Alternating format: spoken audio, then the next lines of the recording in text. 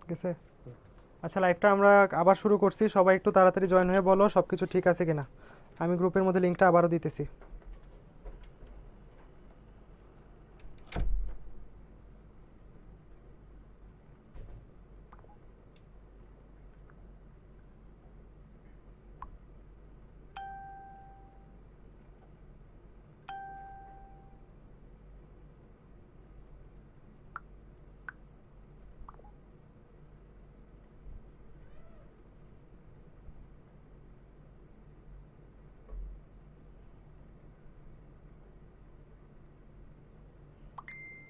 সবাই একটু বলো তো ঠিক আছে কিনা, এখন সব কিছু ক্লিয়ার কিনা একটু বলো সবাই।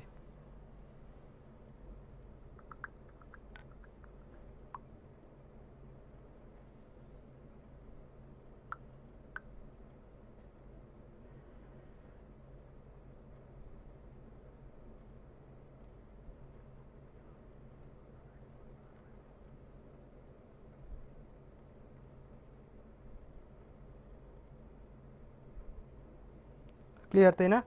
তাড়াতাড়ি শেষ করবো ভাই, তাড়াতাড়ি শেষ করবো। দেখো এটা শেষ, এটা শেষ। তারপর দেখো 40 ওয়াটের একটি টিউব প্রতিদিন 6 ঘন্টা করে জ্বালানো হয়, প্রতি কিলোওয়াট ঘন্টা বৈদ্যুতিক মূল্য এত টাকা হইলে খরচ কত হবে? ঠিক আছে, এটা তোমরা হিসাব দিয়ে করো। আমি একটু আগে ওই যে বললাম না যে আমরা ওই ইউনিটটা বের করব, কত ইউনিট, সেটার সাথে যত ইউনিট বের হবে, যত কিলোওয়াট আওয়ার বের হবে তার সাথে 3 গুণ করে দিব। তাহলে আমার এখানে অ্যান্সারটা আসবে 21.6 টাকা। ঠিক আছে, তোমরা করে নিও এটা, এটা অ্যান্সার হবে।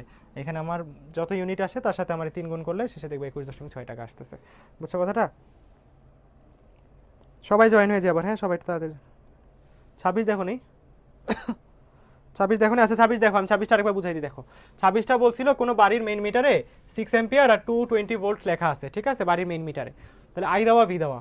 এখন বলছে যে একটা বাতির যদি আমার ক্ষমতা 60 ওয়াট হয়, তাহলে আমার বাড়িতে নিরাপত্তার সাথে কয়টা বাতি ব্যবহার করা যাবে? তাহলে এখানে এন এন বের করতে হবে। এন এর ফর্মুলা মনে রাখবা যে উপরে মিটারের বাড়ির ক্ষমতা, বাড়ির মিটারের ক্ষমতা ডিভাইডেড বাই একটা বাতির ক্ষমতা, বাড়ির মিটারের ক্ষমতা ডিভাইড বাই একটা বাতির ক্ষমতা। এখন বাড়ির ক্ষমতা কেমনে বের করবা?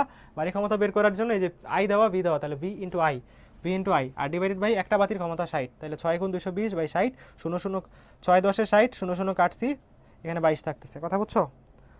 27 শান্তনু বুঝছো? 26 26 হচ্ছে 22 হবে অ্যান্সার। আশা করি ক্লিয়ার সবাই, হ্যাঁ ক্লিয়ার।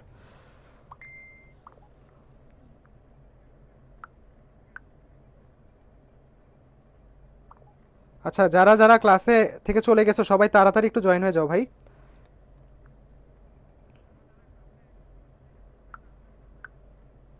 সবাই তাড়াতাড়ি জয়েন হয়ে যাও। দেখো 27 40 ওয়াটের একটা টিউব 6 ঘন্টা করে চালানো হয়, তাহলে এটা 21.6 টাকা আসবে। তোমরা বিদ্যুৎ বিলটা বের করো। ইউনিট আসবে, ইউনিটের 3 দ্বারা গুণ করবা কিলোওয়াট আওয়ারকে। তারপরে সামনে চাই দেখো। আচ্ছা, শাকিলা বলছো দেখতে পাইছো না, দেখতে পাইছো না। আমি গ্রুপে আবারও দিই লিঙ্কটা, ওয়েট, গ্রুপে দিই।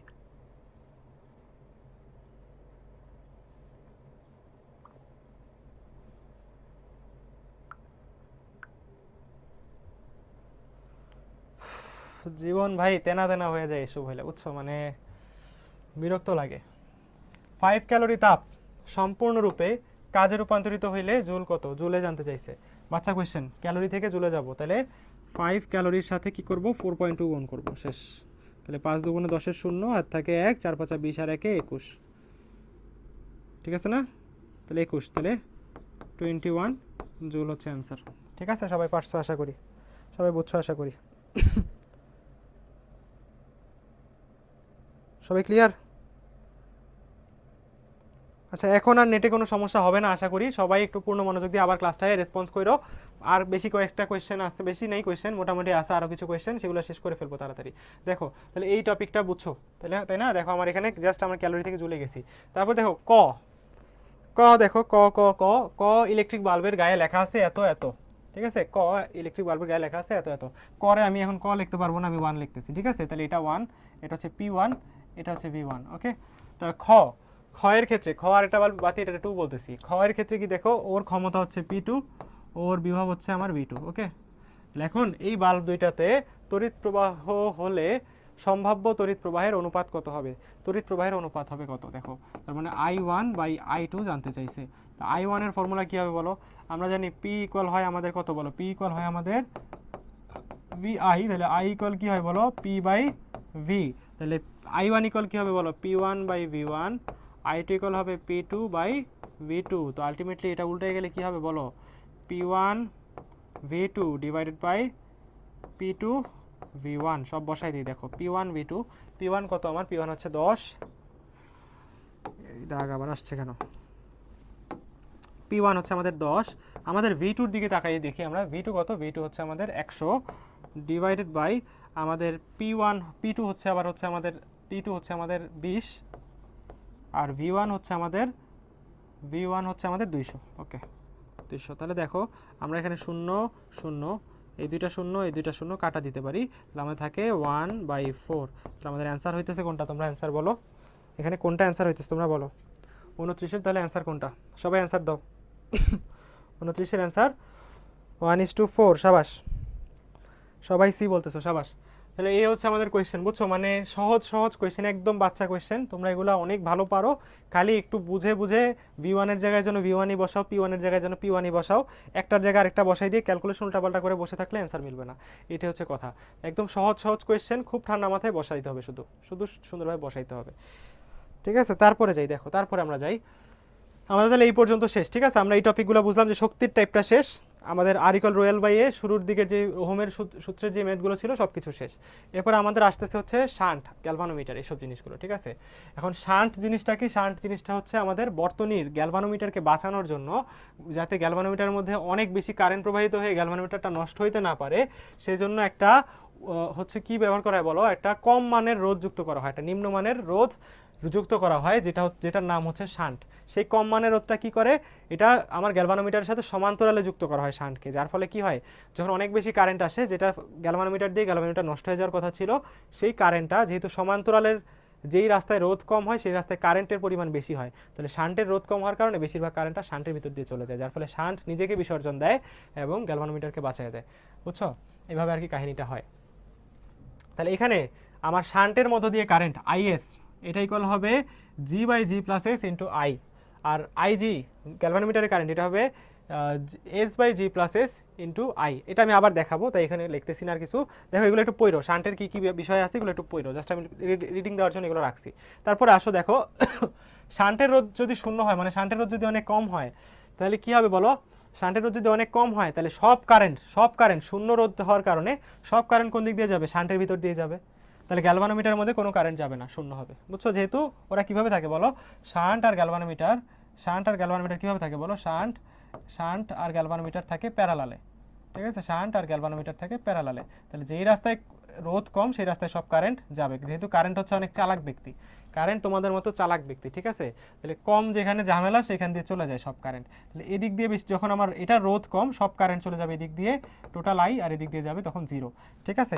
আর হচ্ছে যখন আমার এই শান্টের রোধ অনেক বেশি, তাহলে কারেন্টের কি ভূতে কামড়াইছে যে শান্টের ভিতর দিয়ে যাবে, তাহলে যেহেতু শান্টের রোধ অনেক বেশি, ঝামেলা অনেক বেশি, তাহলে কারেন্ট জীবনও শান্টের মধ্যে দিয়ে যাবে না, তাহলে শান্টের কারেন্ট তখন হয়ে যাবে 0, আর তখন সব কারেন্ট তাহলে কই যাবে, সম্পূর্ণ কারেন্ট চলে যাবে গ্যালভানোমিটারের মধ্যে।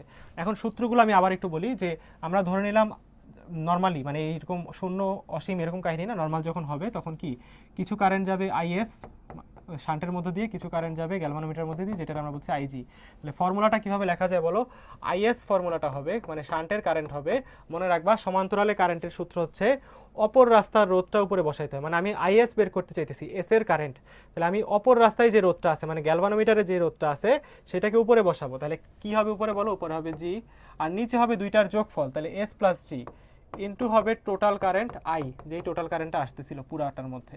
আর আইজির ফর্মুলা কি হবে, এখন আমি এই জি এর কারেন্ট বের করতে চাইছি গ্যালভানোমিটারের, তাহলে অপর রাস্তার রোধ মানে কে, অপর রাস্তার রোধ হচ্ছে শান্টের রোধ এস, তাহলে এস হবে উপরে হবে অপর রাস্তার রোধ, নিচে হবে দুইটার যোগফল আবারও ইন্টু হবে টোটাল কারেন্ট আই। তাহলে এই হচ্ছে আমাদের এই শান্টের কারেন্ট আর হচ্ছে গ্যালভানোমিটারের কারেন্টের ফর্মুলা, এটা থেকে ম্যাক্সিমাম কোয়েশ্চেন আসে, ঠিক আছে, গ্যালভানোমিটারের কারেন্টের ফর্মুলা, এটা থেকে বেশি কোয়েশ্চেন আসে, এটা থেকে আমরা ম্যাথ করবো, দেখো সামনে দেখি আসো। তারপরে পাল্লা বৃদ্ধি, আরেকটা ইম্পর্টেন্ট টপিক বলছিলাম, যে এই গ্যালভানোমিটার শান্টের থেকে এই পাল্লা বৃদ্ধি জিনিসগুলো আমাদের আর দেখতে হবে একটু ভালো মতো। তাহলে আমাদের অ্যামিটার বা গ্যালভানোমিটারের ক্ষেত্রে আমার সূত্র হবে শান্টের রোধ, জিজ্ঞেস করে শান্টের রোধ কত, শান্টের রোধ হবে, দেখো অ্যামিটার বা গ্যালভানোমিটারের ক্ষেত্রে কত রোধের শান্ট যুক্ত করতে হবে,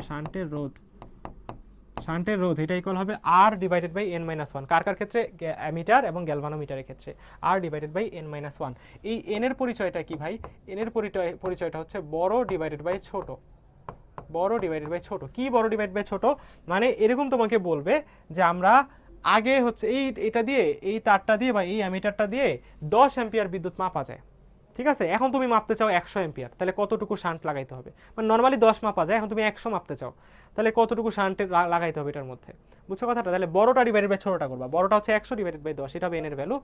আর কি? আর হচ্ছে এই অ্যামিটার বা গ্যালভানোমিটারে যে রোধটা দেওয়া থাকবে সেটা। এইটা হচ্ছে ফর্মুলা, শান্ট কত লাগবে সেটা বের হয়ে আসবে। এখন যদি এটা হয় ভোল্টমিটারের ক্ষেত্রে, ভোল্টমিটারের ক্ষেত্রে বলবে যে এই ভোল্টমিটার দিয়ে 250 ভোল্ট মাপা যায়, এখন তুমি চাও 1000 ভোল্ট মাপতে, তাহলে তুমি হচ্ছে এখন কত ওহম, কত রোধের শান্ট লাগাইতে হবে, যুক্ত করতে হবে। তাহলে সেই ক্ষেত্রে কি করবা বলো? সেই ক্ষেত্রেও এনের পরিচয় একই, বড় ডিভাইড বাই ছোট। ওই 1000 ডিভাইডেড বাই 250, বড়টা ডিভাইড বাই ছোটটা করবা। ফর্মুলা হবে তখন এস ইকুয়াল আর ইন্টু এন মাইনাস ওয়ান। আরটা হচ্ছে সেই ক্ষেত্রে ভোল্টমিটারের রোধ। আশা করি সবাই এগুলো ক্লিয়ার। হ্যাঁ, আমি আবার একটু বললাম জিনিসগুলো, তোমরা জানো আগে থেকে, তাও আমি একটু রিভিশন দেওয়াইলাম। এখন দেখো আমাদের কোয়েশ্চেনটা কি দেওয়া? 100 ওহম রোধের একটি গ্যালভানোমিটার 10 মিলি অ্যাম্পিয়ার তড়িৎ প্রবাহ নিরাপদে গ্রহণ করতে পারে। তাহলে নর্মালিও পারে হচ্ছে 10 মিলি অ্যাম্পিয়ার। এখানে আর এর ভ্যালু দেওয়া হচ্ছে 100 ওহম। তাহলে ও বলছে 10 অ্যাম্পিয়ার যদি আমি তড়িৎ প্রবাহ মাপতে চাই, তাহলে আমার কতটুকু শান্ট দরকার বলো? আমার এন এর পরিচয় তাহলে কি ছিল? এন ইকুয়াল ছিল বড়টা ডিভাইডেড বাই ছোটটা। এখানে বড়টা কত? বড়টা হচ্ছে 10, ছোটটা কত? এখানে ছোটটা হচ্ছে 10 মিলি অ্যাম্পিয়ার। তাহলে 10 ইন্টু 10 ইনভার্স 3 অ্যাম্পিয়ার। তাহলে কত হবে? 10 বাই 10 কাটা গেলে 10 ইনভার্স উপরে গেলে 1000 হয় এন এর ভ্যালু, তাই না? এখন এটা কার ক্ষেত্রে বলছে বলো তো? আমার অ্যামিটার বা গ্যালভানোমিটার। তাহলে ফর্মুলাটা কি হবে বলো? S divided by R, S equal R divide by N minus one. তাহলে আর হচ্ছে আমার এখানে 100 ডিভাইডেড বাই আমার এন হচ্ছে 1000 মাইনাস ওয়ান। এখানে আসবে 100 ডিভাইডেড বাই 999। তো 999কে তুমি 1000ই মনে করতে পারো, তাহলে তুমি মনে রেখে 100কে 999 দ্বারা ভাগ করলে আমার আসবে 100কে যদি 1000 দ্বারা ভাগ করতে 0.1 পাইতা, তাই না? তাহলে 999 তো প্রায় 1000ই।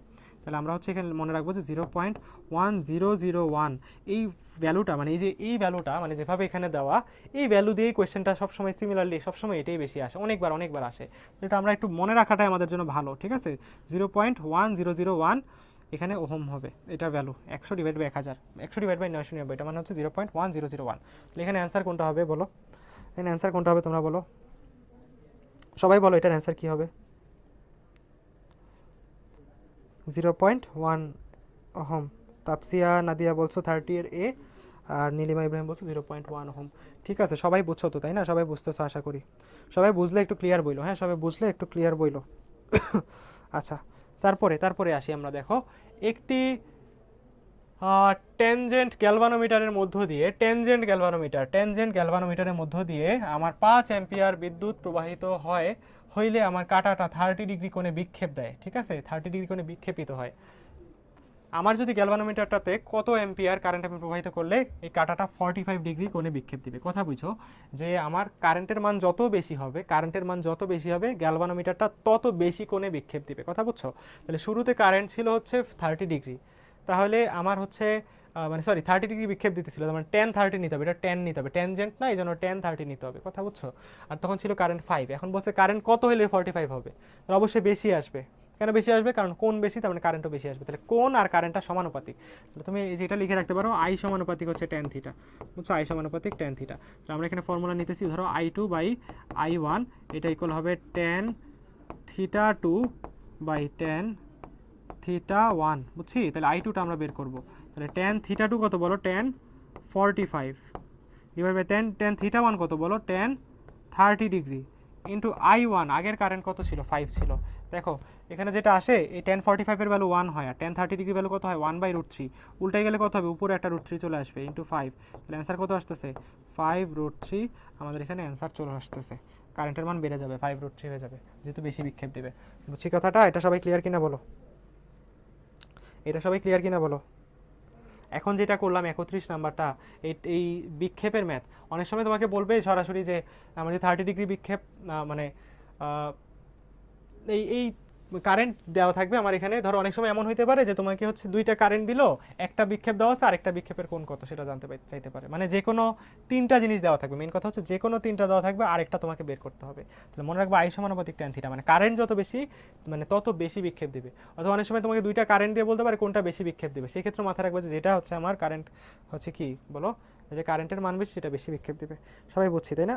দেখো তারপরে যাই দেখো আমাদের 32 নম্বর কোয়েশ্চেনে 20 ওহম, সবাই ক্লিয়ার বলছো? আচ্ছা, আমার 20 ওহম রোধের একটি গ্যালভানোমিটারের সাথে কত ওহমের একটি শান্ট জুড়ে দিলে আমার কোন দিক দিয়ে, দেখো গ্যালভানোমিটারের মধ্য দিয়ে 10% কারেন্ট যাবে মোট প্রবাহের, বুঝছো? গ্যালভানোমিটারের মধ্য দিয়ে 10% কারেন্ট যাবে, তার মানে বললাম না যে আমার গ্যালভানোমিটারের টা দিয়ে বেশি ম্যাথ আসে গ্যালভানোমিটারের কারেন্টের সূত্র দিয়ে। দেখো গ্যালভানোমিটারের মধ্যে দিয়ে 10% কারেন্ট যাবে মোট কারেন্টের, তাহলে আইজি ইকুয়াল আমাদের দেখো গ্যালভানোমিটারের কারেন্ট বের করতে, তাহলে উপরে বসবে কি অপর রোধ মানে শান্টের রোধ divided by G plus S into total current I, তাই না? আমরা এই মোট প্রবাহের আইজি কত দেওয়া বলছে বলো তো? 10%, তাহলে আইজি ডিভাইডেড বাই আই এটা ইকুয়াল হচ্ছে S divided by G plus S, এই আইজি ডিভাইডেড বাই আই এটার ভ্যালুই হচ্ছে এই 10%, বুঝছো কথাটা?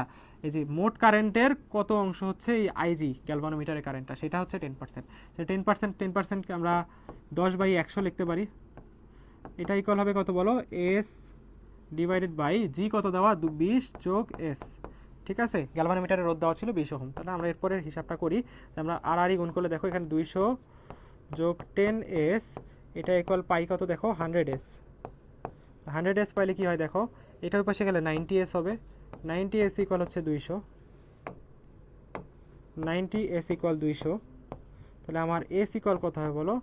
200 ডিভাইডেড বাই 90, তাহলে একটা শূন্য কাটা, 20কে 9 দ্বারা কাটলে কি হবে বলো? 20কে 9 দ্বারা কাটলে 2 এর একটু বেশি আসবে, কিন্তু 2 এর কাছাকাছি অ্যান্সার অনেকগুলো আছে, দেখো এটা তাহলে আমরা একটু করে দেখা ভালো।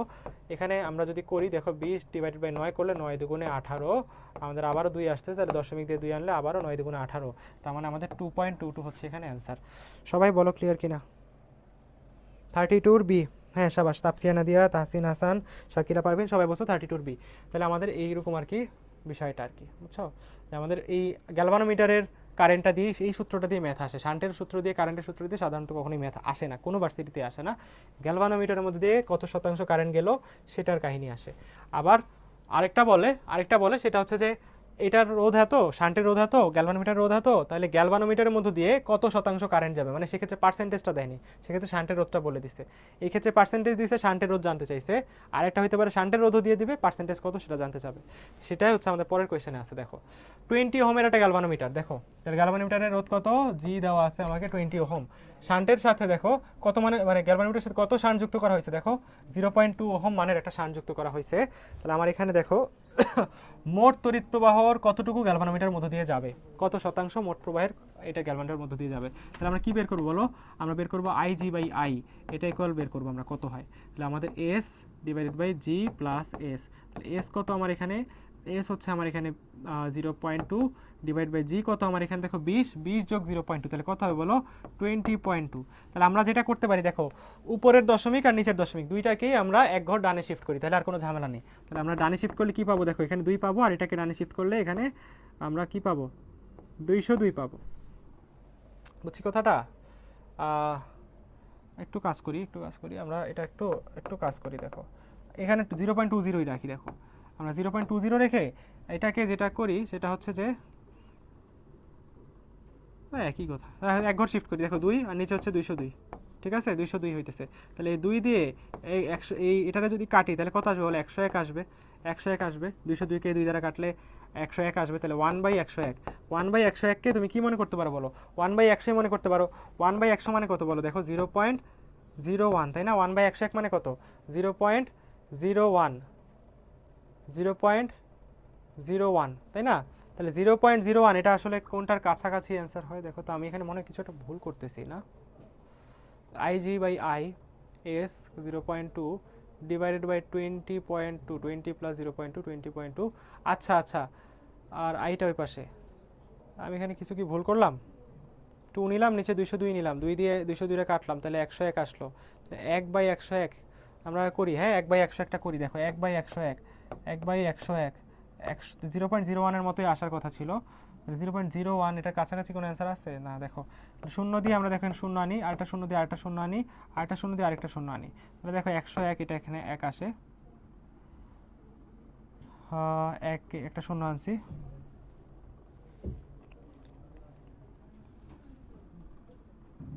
একটা শূন্য আনলাম, আর দুইটার জন্য আরও দুইটা শূন্য আনছি, দুইটা শূন্যের জন্য, তাহলে 1000। তাহলে দেখো 9টা, আচ্ছা ঠিক আছে, হ্যাঁ আমি একটু ভুল করতেছিলাম, বুঝছো, আমি এখানে একটা ভুল করছি, এটা আমার ভাগ করা উচিত ঠিকভাবে।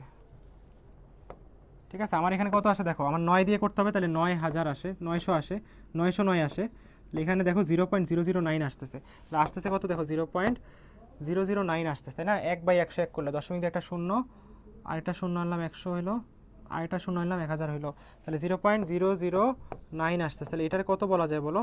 এটারে বলা যায় হচ্ছে প্রায় 0.01 বলা যায়। তো আমি তো এটাই আনছিলাম। সবাই বলো তো আমি এখানে কি ভুল করতেছি?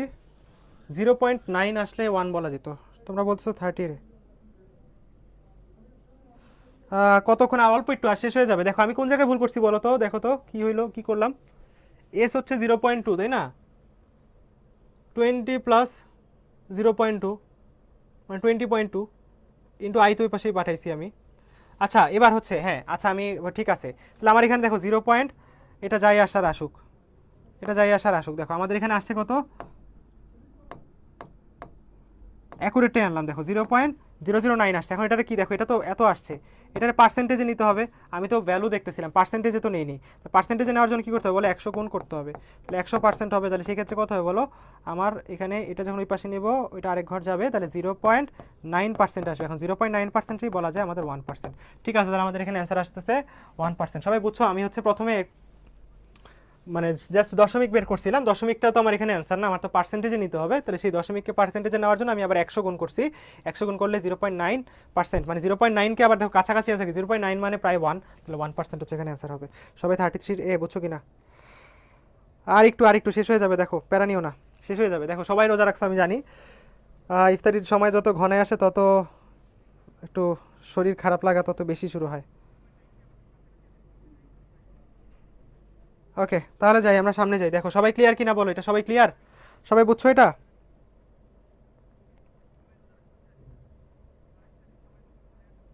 সবাই বুঝছি এটা? সবাই বুঝলে ক্লিয়ার বলো, তাহলে আমি সামনে যাব। সবাই বুঝছো এটা?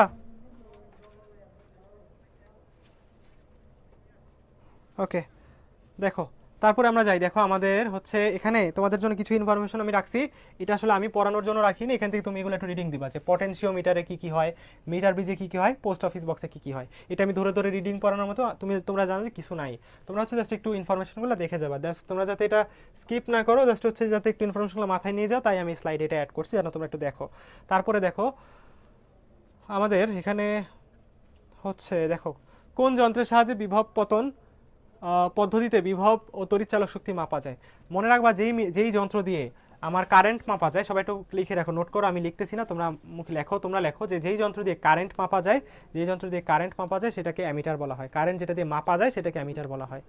যেই যন্ত্র দিয়ে কারেন্টের উপস্থিতি নিশ্চিত করা হয়, মানে কারেন্ট কত সেটা মাপা যায় না, তো কারেন্ট এখানে আছে কি না মানে কাটা বিক্ষেপ দেওয়ার মাধ্যমে সেটা জানা যায়, সেটা হচ্ছে গ্যালভানোমিটার। যেই যন্ত্রের সাহায্যে কারেন্টের উপস্থিতি অস্তিত্ব মাপা যায় সেটা হচ্ছে আমাদের গ্যালভানোমিটার। আর কারেন্টের পরিমাণ মাপা যায় অ্যামিটার দিয়ে। আর বিভব পার্থক্য মাপা যায় হচ্ছে আমাদের ভোল্ট মিটার দিয়ে। ঠিক আছে, বিভব পার্থক্য মাপা যায় ভোল্ট মিটার দিয়ে। এখন এই যে অ্যামিটার, গ্যালভানোমিটার, অ্যামিটার গ্যালভানোমিটার দুইটা বলছিলাম না, কারেন্টের রাশি, কারেন্টের জিনিস, কারেন্টের অস্তিত্ব বা কারেন্টের পরিমাণ মাপে, এই দুইটাকে বর্তনীর সাথে শ্রেণীতে যুক্ত করা হয়। ঠিক আছে, অ্যামিটার বা গ্যালভানোমিটারকে বর্তনীর সাথে শ্রেণীতে যুক্ত করা হয়। ওকে, আর যে ভোল্ট মিটারের কথা বললাম বিভব পার্থক্য মাপার জন্য, সেই ভোল্ট মিটারটাকে যেই পয়েন্টের বিভব মাপতে চাও সেই পয়েন্টের সাথে সমান্তরালে যুক্ত করা হয়। এই যে আমার এই কথাগুলো সুন্দরভাবে খাতায় লিখে রাখবা, যত শর্টে পারো তোমার ভাষায় তুমি লিখে রাখবা, যেন তুমি পরীক্ষার আগে চোখগুলা যেতে পারো। তাহলে ভোল্ট মিটারকে সমান্তরালে যুক্ত করা হয় বর্তনীর যেই জায়গায় আমি বিভব পার্থক্য মাপতে চাই সেই দুই পয়েন্টের মাঝে।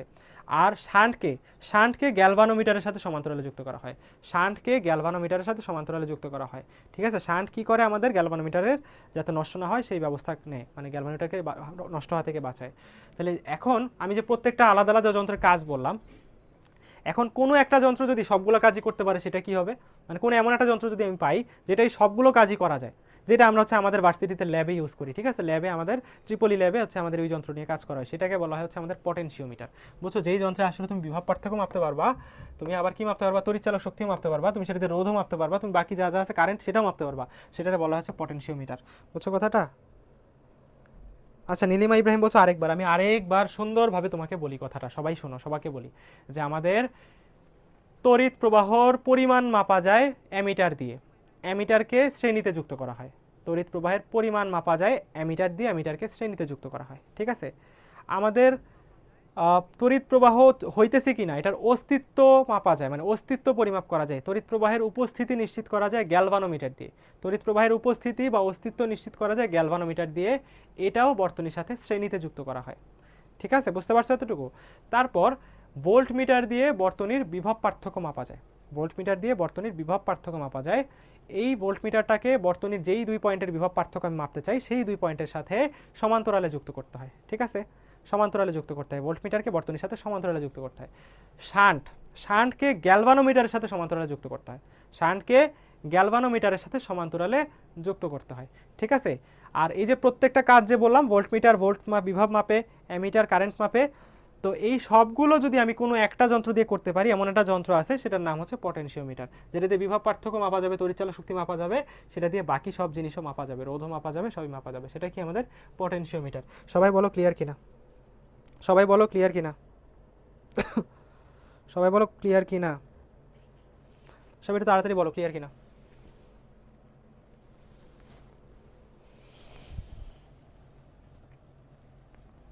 সবাই একটু বলো ক্লিয়ার কিনা। ওকে ওকে, আমি সামনে যাই, হ্যাঁ আমি সামনে যাই। দেখো, আমার যে যন্ত্রের সাহায্যে বর্তনীর তড়িৎ প্রবাহ মাপা হয় তার কি বলে বলো, এখন উত্তর দাও তোমরা। যেই বর্তনীর যেটার সাহায্যে তড়িৎ প্রবাহ মাপা যায় তারে কি বলে, অ্যান্সার দাও। এখানে 35-এর অ্যান্সার কি হবে, 35-এর অ্যান্সার কি হবে বলো। যে যন্ত্রের সাহায্যে কোনো বর্তনীর তড়িৎ প্রবাহ মাপা যাবে, তড়িৎ প্রবাহ মাপা যাবে, মাপা যাবে, কোনটা হবে অ্যান্সার এখানে, অ্যামিটার, তাই না, তড়িৎ প্রবাহ মাপা যাবে হচ্ছে অ্যামিটার দিয়ে, তড়িৎ প্রবাহ মাপা যাবে অ্যামিটার দিয়ে। ওকে, সবাই ক্লিয়ার আশা করি। তারপর দেখো, এটা আগের ম্যাথটাই, ঠিক আছে, ওই যে জিরো, আমার আগের ম্যাথটাই যে অনেকবার আসছে, আমি বলছিলাম না যে এই কোয়েশ্চেনটা অনেক আসে, সেমভাবে আসে, 12-10-11তে আবারও আসছিল, ওই যে আমার গ্যালভানোমিটারের পাল্লা বৃদ্ধি, অ্যামিটারের পাল্লা বৃদ্ধি, গ্যালভানোমিটারের পাল্লা বৃদ্ধির ম্যাথটা, তাহলে এখানে কোনটা হবে বলো, 0.1001 এটার অ্যান্সার ছিল, মনে আছে বলছিলাম, মনে রাখবা 0.1 অপশনে থাকে, 0.1001 অপশনে থাকে। তারপর নিরাপত্তা ফিউজে কোন ধাতু ব্যবহার করা হয়, নিরাপত্তা ফিউজে মনে রাখবা টিন ও সীসার ধাতু ব্যবহার করা হয়, মানে ফিউজের মধ্যে টিন আর সীসা ইউজ করা হয়, টিন আর সীসা, ফিউজে যে তারটা দেওয়া হয় একটা কম মানের রোধ, সেটা হচ্ছে টিন আর সীসার তার, ঠিক আছে, টিন আর সীসার তার ইউজ করা হয়, ধাতু ইউজ করা হয়। তারপরে আসো, যে যন্ত্রের সাহায্যে তড়িৎ বর্তনীতে প্রবাহ মাত্রা সরাসরি পরিমাপ করা যায় এবং এটা বর্তনীতে কিভাবে সংযুক্ত করা হয় সেটার অ্যান্সার এখানে কোনটা হবে। সবাই 38-এর অ্যান্সারটা বলে ফেলো, সবাই 38-এর অ্যান্সারটা বলে ফেলো। বলছে যন্ত্রের সাহায্যে তড়িৎ প্রবাহ মাপা যাবে সরাসরিভাবে, সরাসরি তড়িৎ প্রবাহ মাপা যায় এবং এটা বর্তনীতে কিভাবে সংযুক্ত করতে হবে, তড়িৎ প্রবাহ মাপা যাবে কোনটা দিয়ে এবং এটা কিভাবে সংযুক্ত করতে হবে, একটু বলো সবাই। 38-এর কি হবে সবাই একটু অ্যান্সার করো, হ্যাঁ সবাই একটু অ্যান্সার করো, 38-এর কি হবে, 38-এর অ্যান্সারটা কি হবে। আর 5-7টা কোয়েশ্চেন আছে, একটু তাড়াতাড়ি, হ্যাঁ আর 5-7টা কোয়েশ্চেন আছে, তোমাদেরকেও প্যারা দিব না, তোমরাও, তা ক্লাস তো আমার টার্গেট ছিল আজকে 4:30টার আগে শেষ করব, কিন্তু এই যে নেটের ঝামেলা হইলো, নেটের ঝামেলা হওয়ার কারণেই টাইম চলে যায় আর কি, কিছু করার নেই আর কি। এটার অ্যান্সার কি বলো, 38-এর অ্যান্সার কি, 38-এর অ্যান্সার কি হবে বলো, 38-এর অ্যান্সার এ হবে আমাদের। অ্যান্সার দিছো কে কে, অনেকে অ্যান্সার দিছো, শান্তনীয় বলছো, শাকিলা পারভিন বলছো, তাহসিন হাসান, শ্রেয়া ঘোষ, অনেকেই বলছে। আমাদের অ্যামিটার এবং অ্যামিটারকে কীভাবে যুক্ত করতে হয়, বর্তনীতে শ্রেণীতে যুক্ত করতে হয়, তাই না, শ্রেণীতে যুক্ত করতে হয়। আর অল্প একটু দেখো, তারপর যে যন্ত্রের সাহায্যে তড়িৎ প্রবাহের অস্তিত্ব মাপা হয়, দেখো তড়িৎ প্রবাহের অস্তিত্ব মাপা হয়, অস্তিত্ব জানা যায়, সেটা কি আমাদের গ্যালভানোমিটার, বুঝছি কথাটা। যে যন্ত্রের সাহায্যে আমাদের তড়িৎ প্রবাহের অস্তিত্ব মাপা যাবে, যে যন্ত্রের সাহায্যে তড়িৎ প্রবাহের অস্তিত্ব উপস্থিতি এগুলো মাপা যাবে, সেটা হচ্ছে গ্যালভানোমিটার। বুঝছো, যে যন্ত্রের সাহায্যে তড়িৎ প্রবাহের উপস্থিতি অস্তিত্ব মাপা যাবে সেটা আমাদের গ্যালভানোমিটার। তারপরে যাই, দেখো সেম কোয়েশ্চেন না, ওই 100 ওহম রোধ 10 মিলি অ্যাম্পিয়ার, 10 অ্যাম্পিয়ার মাপতে হলে কত শান্ট লাগবে 0.1001 ওহম, তার মানে এই 0.1 ওহম, মানে অনেকবার আসছে বলছি না, তোমরা তো অন্যান্য ভার্সিটিতেও অনেকবার দেখছো সেম কোয়েশ্চেনটা, অনেকবার আসে এটা। লাস্ট টপিক, হ্যাঁ, হুইটস্টোন ব্রিজ, হ্যাঁ, লাস্ট টপিক।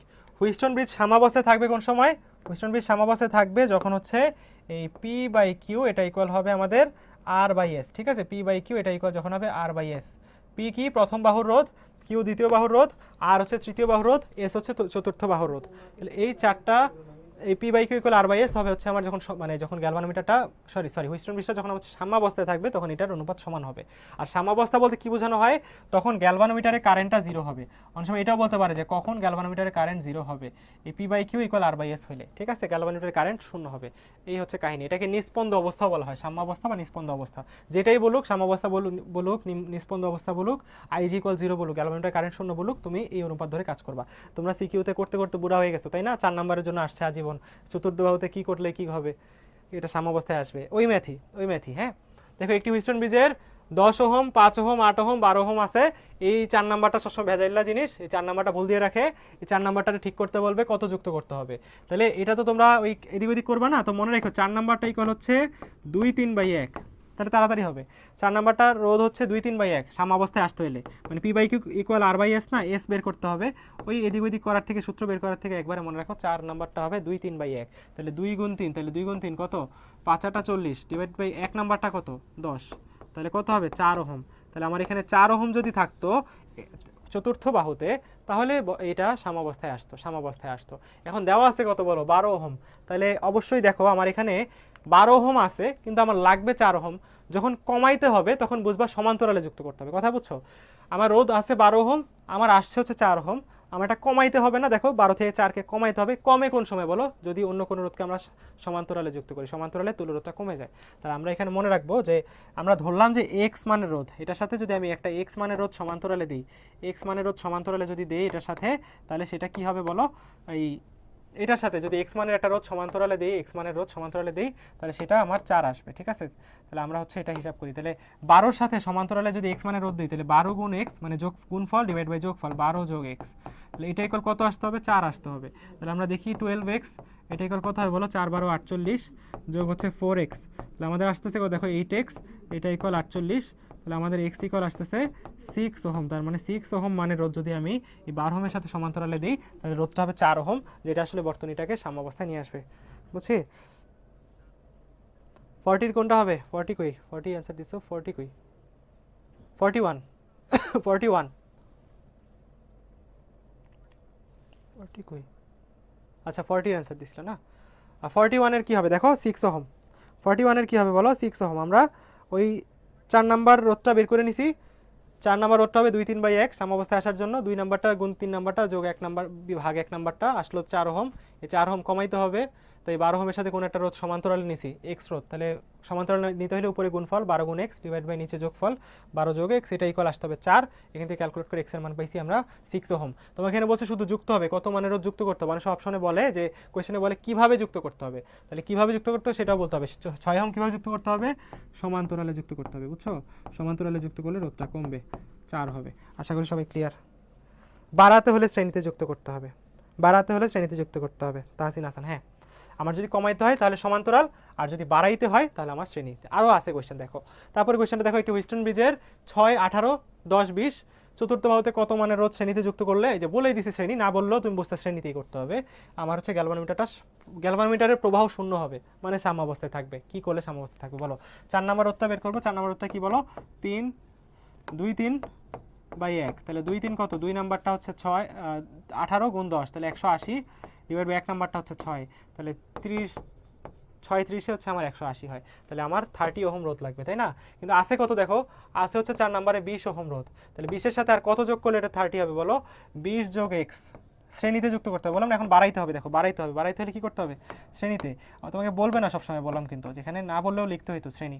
তাহলে 20 যোগ এক্স এটা ইকুয়াল 30 হইলে আমার, এটা না করলেও হয়তো মুখে মুখে বলা যায় 10 ওহম রোধ এখানে হবে, ঠিক আছে? তাহলে আমার এখানে অ্যান্সার হবে 10 ওহম। ওকে, আর দেখো আর অল্প একটু, আমাদের দেখো একটি মিটার ব্রিজের ফাঁকা বাম ফাঁকে হচ্ছে 2 ওহম রোধ, ডান ফাঁকে 3 ওহম রোধ যুক্ত করা আছে, তাহলে কত সেন্টিমিটার দূরে সাম্যবিন্দু বা ভারসাম্য বিন্দু পাওয়া যাবে, ঠিক আছে, সাম্যাবস্থা পাওয়া যাবে। মনে রাখবা যে বাম ফাঁকের রোধ পি ডিভাইডেড বাই ডান ফাঁকের রোধ কিউ, এটা ইকুয়াল হবে L divided by 100 minus L, metre ব্রিজের ফর্মুলা। পি হচ্ছে বামের রোধ, হ্যাঁ, আর কিউ হচ্ছে ডানের রোধ। এই এল হচ্ছে সাম্যবিন্দু থেকে বাম পাশ থেকে সাম্যবিন্দুর দূরত্ব, আর এই 100 মাইনাস এল এই টোটালটা হচ্ছে আমাদের ডান পাশ থেকে সাম্যবিন্দুর দূরত্ব। তো আমরা এল মানে মনে রাখবো বাম পাশ থেকে সাম্যবিন্দুর দূরত্ব। ওরা কোনটা জানতে চাইছে দেখো, ওরা বাম প্রান্ত হইতে দূরত্ব জানতে চাইছে, মানে এল এর ভ্যালু জানতে চাইছে, ঠিক আছে। এখান থেকে যে অ্যান্সারটা আসবে এলটা কিসে আসবে বলো, সেন্টিমিটার আসবে। তো আমরা এখানে হিসাব করি, দেখো আমাদের এখানে বাম ফাঁকের রোধ 2 ডিভাইডেড বাই 3, এটা ইকুয়াল কত দেখো, এল ডিভাইড বাই 100 মাইনাস এল। তাহলে আমাদের কি আসে দেখো, এই পাশে গুণ, এভাবে যদি আর গুণ করি তাহলে 200 মাইনাস 2L, এটা ইকুয়াল 3L, তাহলে আমার আসতেছে 5L, এটা ইকুয়াল 200, তাহলে L ইকুয়াল আসতেছে কত বলো, L ইকুয়াল আসতেছে আমার হচ্ছে 200/5 মানে 40 সেন্টিমিটার, বুঝছো, 540-এ 200 সেন্টিমিটার।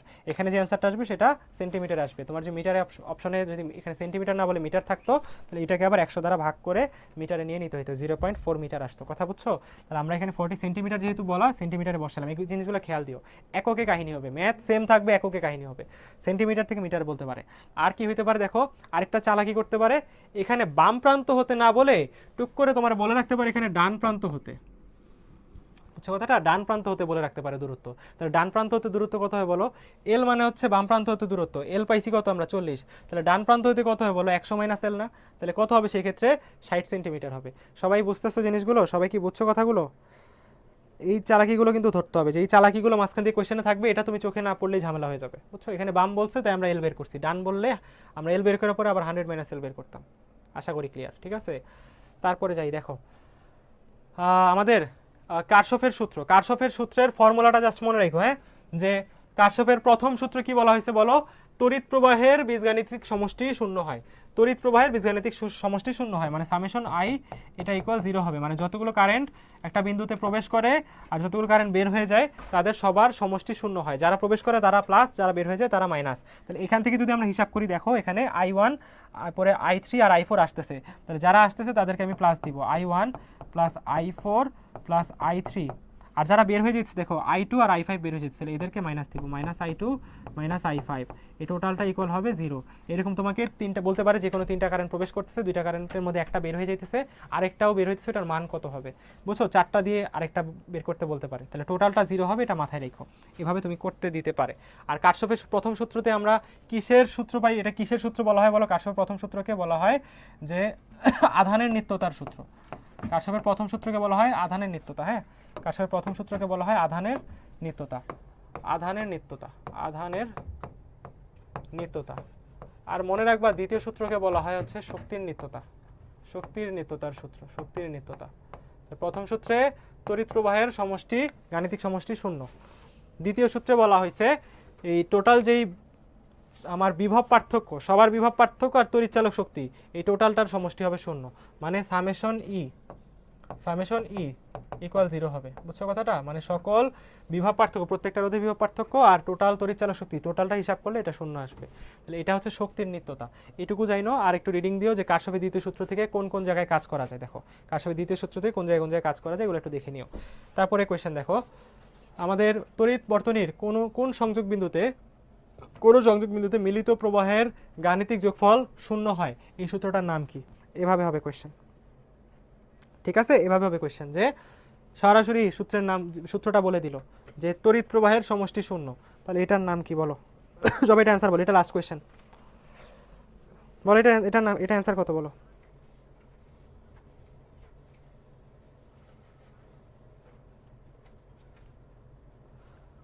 ফর্টি ফাইভের কি 45 আচ্ছা এটা 42, হ্যাঁ আমি এটা একটু সামনে ছিল, এটাকে পিছনে আনছি টপিক মেলানোর জন্য।